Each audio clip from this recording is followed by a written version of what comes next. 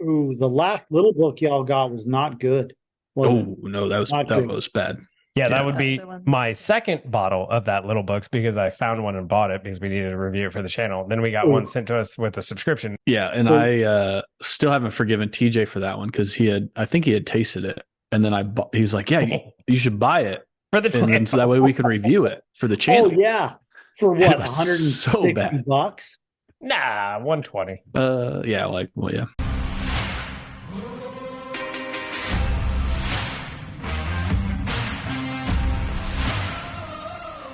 These are before we ever got Got your keys in the into khakis? Bookers. And now it really feels like Brian's back because other people are just talking and doing DJ random can stuff. introduce the video.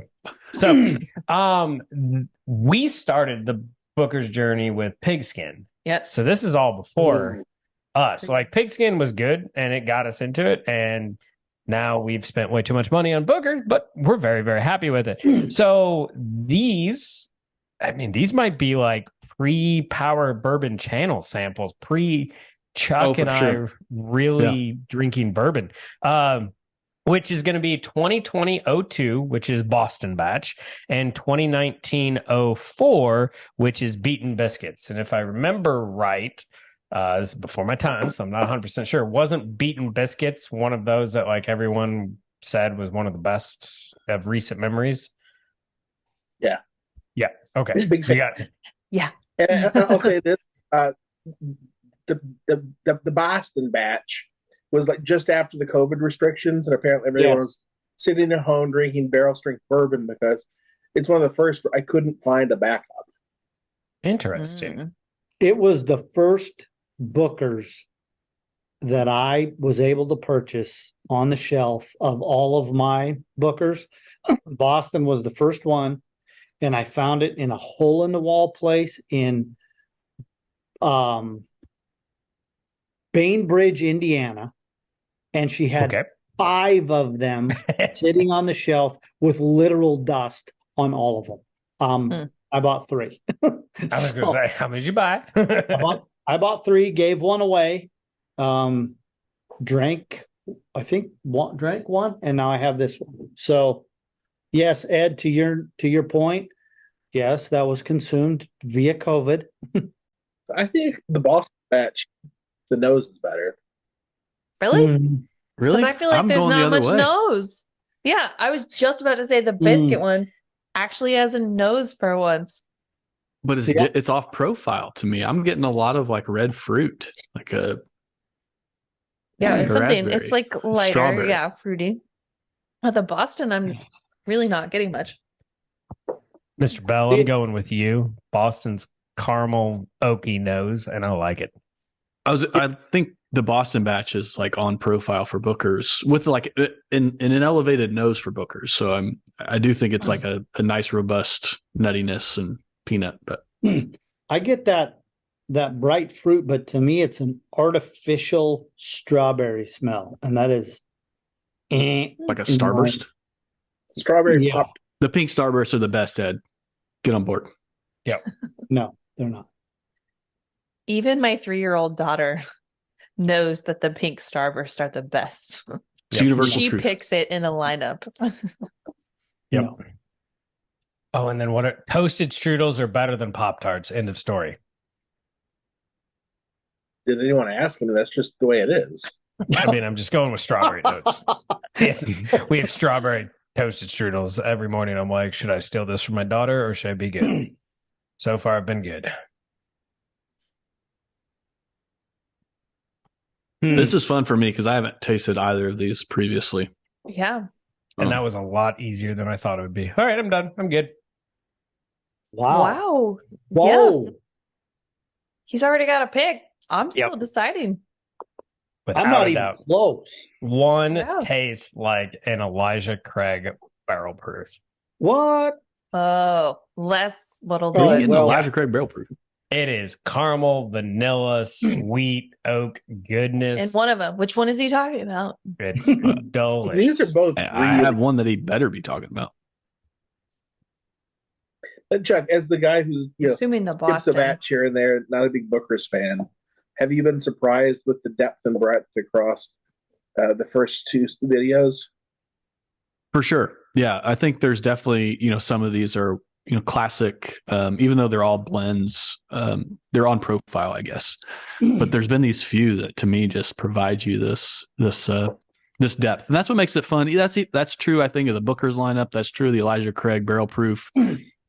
Each one, sometimes they can be very, kind of hitting the mean, the average. But you find these batches that are just, they're different. They're giving you something else, the flavor notes. So yeah, it's been very interesting. And to me, that's Beaten Biscuits, a little off profile, but just an amazing whiskey.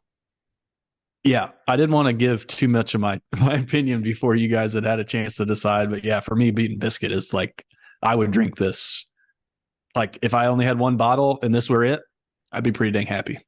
Early in COVID, be in my garage with a cigar in one hand and this bottle in the other. That's how I came to terms with COVID early on. But say, Chuck, dare I say, Booker's is the original barrel. That's fair. Yeah, I think so. And they're the same price now. So like that. Yeah, I mean, it's all Beam Distillery as opposed to barrel. Right.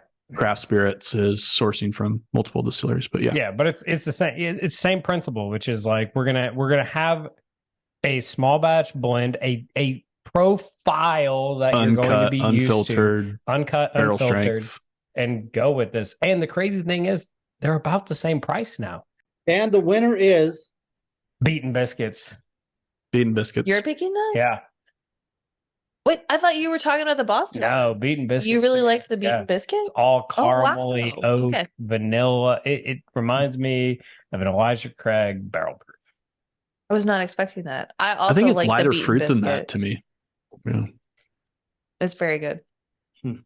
But the I think Boston Ed one said is it good. perfectly, just off profile, and Yes. that's what makes it interesting. Yeah.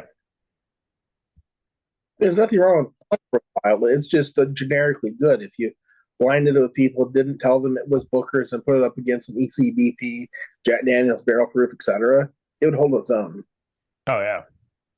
Yeah, I think you For could sure. put this against any barrel strength product, and nobody's gonna be like, "Oh, it's the Booker's because it tastes like peanuts." It doesn't.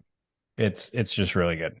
What's different about this one though, it's like it's brighter flavors than some of other things that are a little bit darker. That's like you keep mentioning that like red fruit. There's definitely something that's like bright and fresh about it when you have it. So it's definitely different as opposed to like the musky, dark, nutty thing. And that's what makes it that off profile.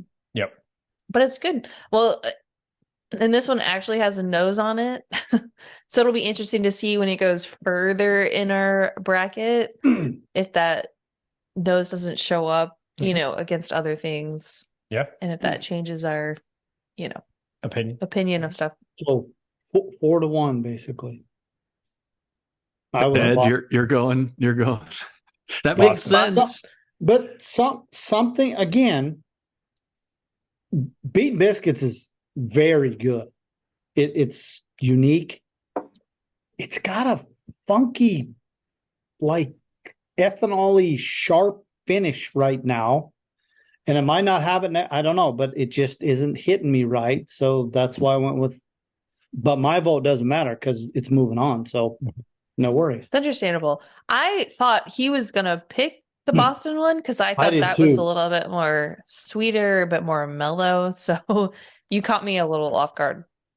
To me, on the palate and the finish on the Boston, it comes in like hot sauce.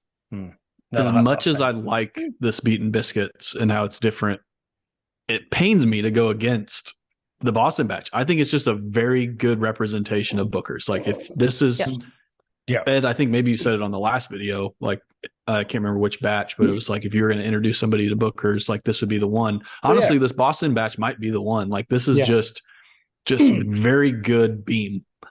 And so even though I'm choosing the Beaten Biscuit and I chose that very quickly, it really pains me because I think this Boston batch is really good.